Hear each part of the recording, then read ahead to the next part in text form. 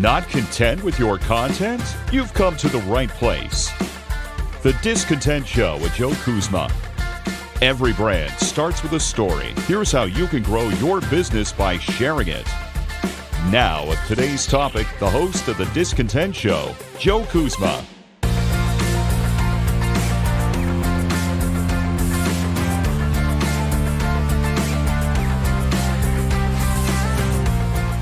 Hello, everyone, and welcome to The Discontent Show. My name is Joe Kuzma, and I'm here to give you some more tips on your content marketing, your social media marketing, just basically all of your digital and new media strategies. And there's a pretty big one today. I was talking with a colleague of mine and trying to get an idea of what might make another good topic here on the show.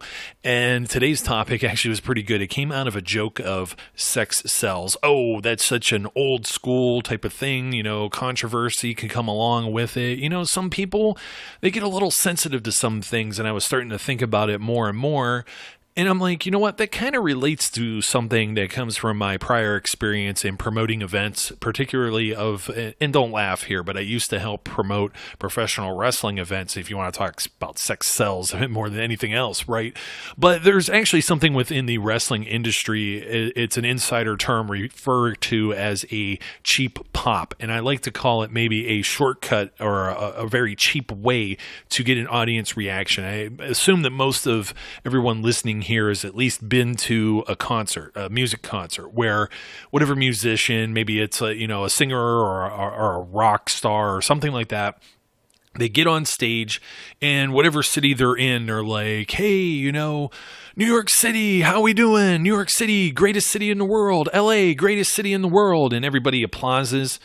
Well, it's fake applause. This is what we refer to as the cheap pop, and I'm here to tell you that very similar to promoting events or trying to force a reaction out of someone, there's no shortcuts when it comes to content marketing or social media marketing. And that basically is where the sex sells comes from, because you don't want to put like a lady out there in a bikini or a guy in like some skimpy pair of shorts and try and maybe link that to your brand unless it's actually something that kind of belongs with your brand or your message. Otherwise, you're just looking for the cheap pop. You're trying to take the shortcut and try and get a reaction, try and get likes or shares if this is something you're doing on social media, or get people to come to your blog with the quote, clickbait. Clickbait, is a very sensitive term for me because, I deal with a lot of journalism type things as well in one of my other side hustles. And I'm always dealing with competitors that put out things that are very akin to a popular term that's gone around the last few years, especially when it pertains to politics, but pretty much any kind of news, and that's clickbait or fake news. And it's usually some type of headline that, you click on it, it gets you to click on it. That's the whole deal. You go to a website, and then that website makes whatever advertising revenue by you visiting it.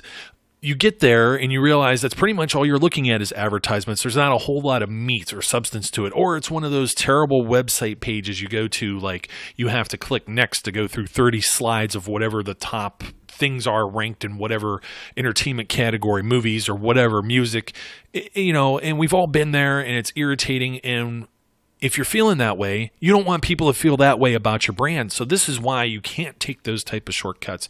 Here's the type of shortcuts I'm specifically talking about. Because most of us aren't going to be on stage and say, oh, isn't it lovely here in Boise, Idaho? And everybody applauses, right? Everybody cheers, they clap, they're happy. Hey, you mentioned my hometown.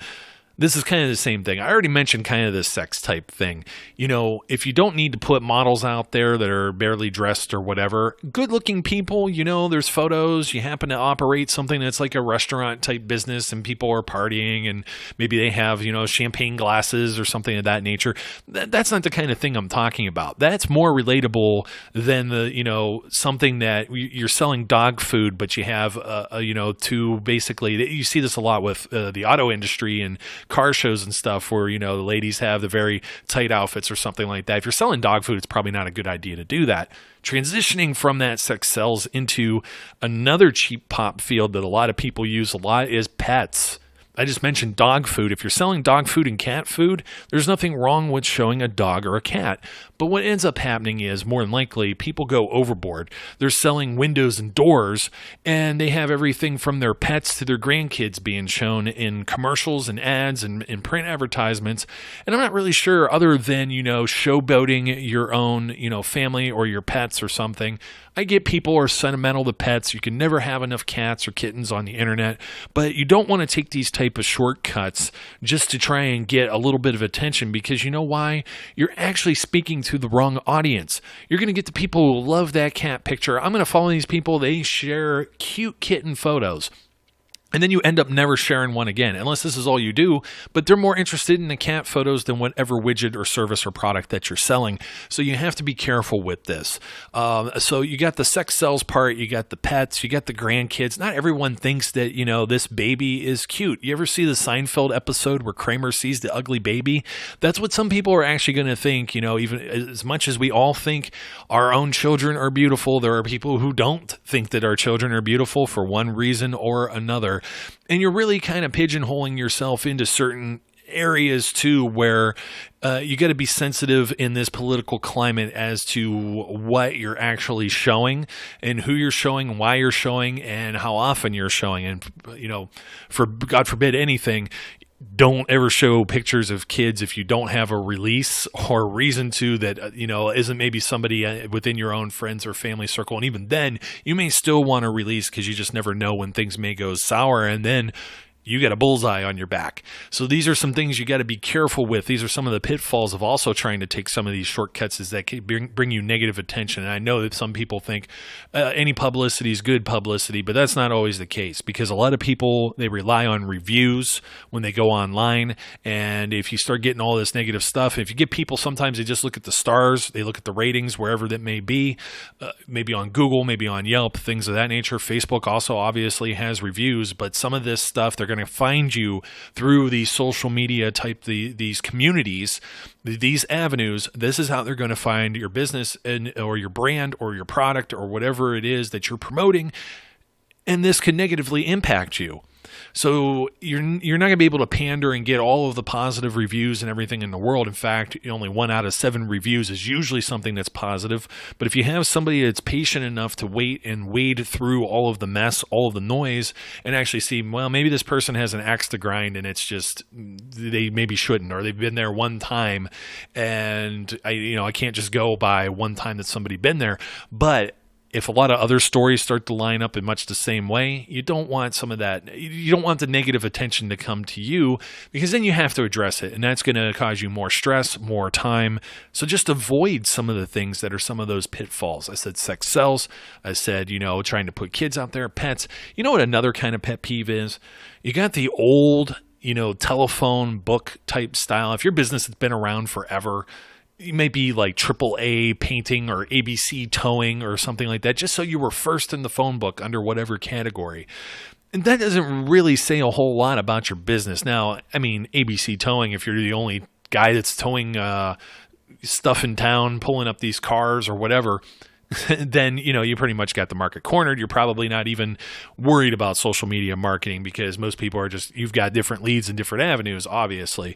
But, if you're into, plumbing and you're trying to get some leads and stuff like that, just for an example, you don't want to be like ABC Pizza. So you got to think about that from a branding and marketing perspective that's outside the scope of content marketing as well. But it's still a cheesy, cheap pop type thing, because it was intended just to be found first in the phone book, and assuming people are lazy, they're only going to look through the first page or whatever. And doing some of these other things SEO-wise, just to try and, quote, get on the front page or the first page of Google, just keep doing the right things. If you're consistent with your content marketing, you're posting blogs. If you have a blog, you're posting blogs every so often, at least maybe once or a week or once every other week if you can. If you're out there posting on social media and you're doing so consistently, just stay consistent. If you've listened to this show and you've listened to any of the past episodes, that's the one thing that I always bang my drum for, is you got to stay consistent. But you still got to be worried about some of these shortcuts. So those are some of the things there. Another shortcut is, or I should say another cheap pop thing, because there is a shortcut coming here that you don't want to do either. But the cheap pop thing is American flag. If you're in a certain state or you borrow something, you name yourself Texas something or whatever, and you're going with the obvious. You're going to use the Lone Star. You're going to use that flag or American flag or Stars and Stripes or Eagle or, the bald eagle or whatever other symbolism that's out there that's tied to that. Just be careful with how you're doing that, because that's more than likely if you're like, all American waterproofing and that just happens to be your logo and you got Stars and Stripes. Okay, I understand that. But every single thing that you put out there doesn't have to be adorned and covered with Stars and Stripes. Now, when you think of Stars and Stripes, you think red, white, and blue.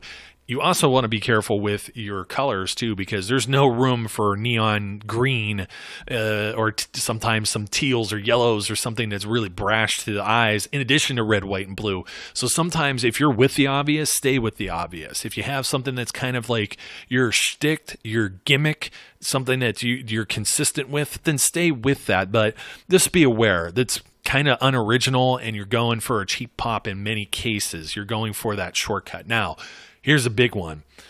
You don't want to steal or plagiarize anyone else's work. You saw a blog post that's out there.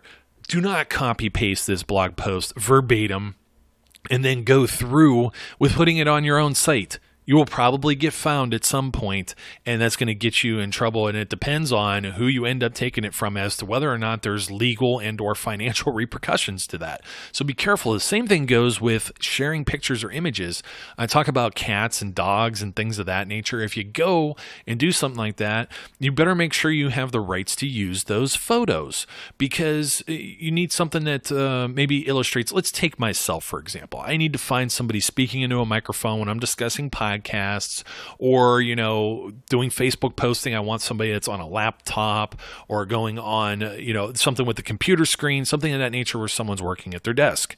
You got to make sure that if you don't buy stock photography, if you're not purchasing stock photography, there are many different places you can go for free use photos. There's some articles, and I believe I even did a show on this many months ago, maybe even a podcast, but head on over to my official website, joekuzma.com, and there's some information there for some resources where you can find that stuff, because if you just go on Google Images, there's a chance that you catch something from one of these large, image publishers from established photographers who want to get paid. And if you end up getting a photo and you didn't pay for the rights to use it, and then you end up sharing it, even on social media these days, this is happening, where people are getting in trouble and they don't ask politely for you to stop using it or to take it down. In a lot of cases, they just send you a bill. So that's another shortcut. If there's something that's worth showing, if it's your product, your service, your business, take a photo yourself. Some of these brand new phones that are out, the latest iPhones, the latest Samsung Galaxies, some of these other Android phones have amazing cameras on them. And if you have just a little bit of an eye for photography and you have something, you clean up an area and at least make it, that little bit of time you're putting into it is well worth it. You're not taking a shortcut. I'm always talking about the sweat equity, but it's well worth it because it's something that's original and it's going to resonate better with some people than just stealing something off the internet that obviously looks faked. So I talk about this a lot with different products and services. If you can show it, photos are a pretty big thing. Now, from a content perspective, I say you shouldn't just do always photos, but when you got a chance or an opportunity to add a photo with something, it's going to help somebody, it's going to help grab their attention. You want to make sure it's attention getting. At least hire a professional if you need some graphic design work, or if you can kind of dabble with it yourself. There are some different websites like Canva that will allow you to create some of these materials and also have some of this free use photos and fonts and things of that nature that you could include and make something that's a respectable looking package. It won't look like you took a shortcut. It won't look like you're out there trying to get the cheap pop for all the likes and the shares. So when you actually do get the likes and the shares, you can feel proud. You can have some sense of pride. You can feel good that you've done that. And once you get that feeling, it's almost like a drug. Maybe not the best analogy in the world, but it is. You're going to get a little taste of that and you're going to want more. And this is going to just help the ball keep rolling on your content marketing, your social media marketing, and all of your marketing strategies, campaigns, and promotions. So I hope this episode was a little bit of an eye-opener for some folks. I may have even offended a few of you by saying don't share pictures of your kids. Trust me, that's not my intent, but you're just trying to you're trying to cater to a wide audience. You're never going to please everyone. Now, some people like vanilla ice cream. Some people like chocolate ice cream. Some people want both with the swirl cone. Some people don't like ice cream at all. So just keep in mind, you're not going to always please everyone, but at the same time, you're not trying to intentionally displease anyone, turn them away, have them rolling your eyes, or even worse, bringing negative tension upon yourself. So once again, folks, my name is Joe Kuzma. Feel free to head on over to the website at joekuzma.com for even more information on how I can help you with your content marketing efforts. And as always, don't forget to subscribe. I thank all of the subscribers and listeners out there for joining me on today's program. Until next time, I encourage everyone to be safe, be good, and I'll catch you later. Hi folks, this is Joe Kuzma. No, don't worry, you're not hearing things twice. I'm just here to say from the bottom of my heart, thank you for listening to today's show and being a follower and subscriber of the Discontent Podcast. And I want to remind you that if you're interested in more information about all the various things it is that I do, whether it be about this show, content marketing, or you want to ask a question, you may visit me at joekuzma.com. That's JOEKUZMA.com. Or you can follow me as well on Facebook. Make sure you get the page and not the personal profile. Sorry, it's only for friends and family. Also on Twitter at Joe_Kuzma, LinkedIn or Instagram. Also, don't forget, if you haven't already, subscribe, whether that be on iTunes, YouTube, or your favorite podcast provider, so you don't miss out on any of the great episodes that we have. Once again, thank you again for your support, and I look forward, as always, to speaking and interacting with each of you again soon.